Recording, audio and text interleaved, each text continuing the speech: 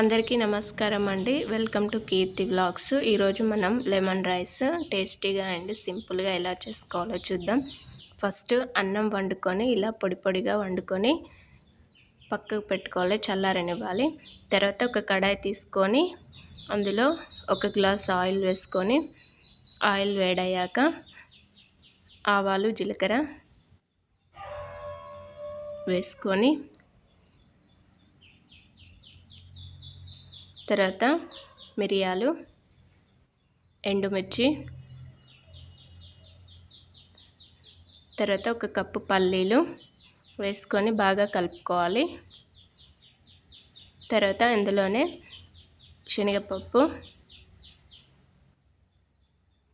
తర్వాత కరివేపాకు వేసుకొని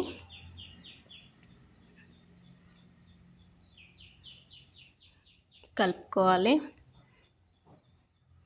తర్వాత కొంచెం ఇంగువ వేసుకోవాలి.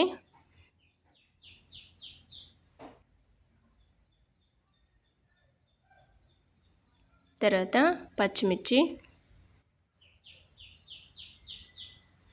ఉల్లిగడ్డ ముక్కలు,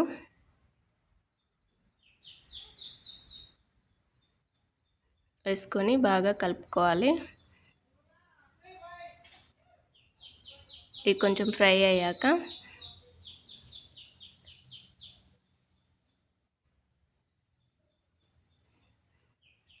స్టవ్ ఆఫ్ చేసుకోవాలి.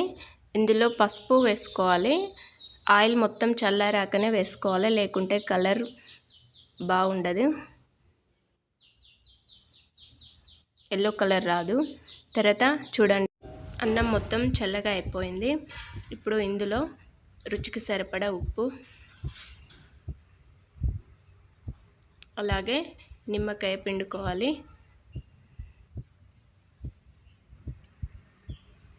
తర్వాత బాగా కలుపుకోవాలి, మొత్తం కలిసేట్టు.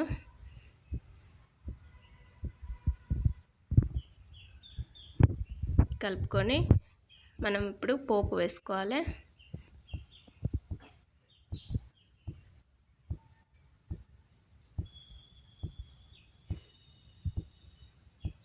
ఇది మొత్తం బాగా మిక్స్ చేయాలి.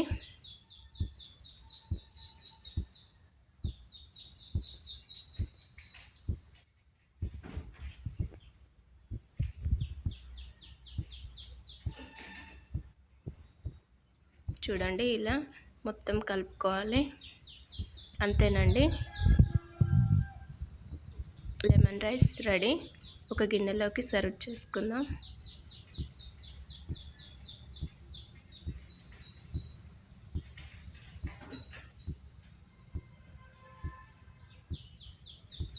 చూడండి, ఎంతో టేస్టీగా ఉండే లెమన్ రైస్ పిల్లల లంచ్ బాక్స్లోకి బాగుంటుంది.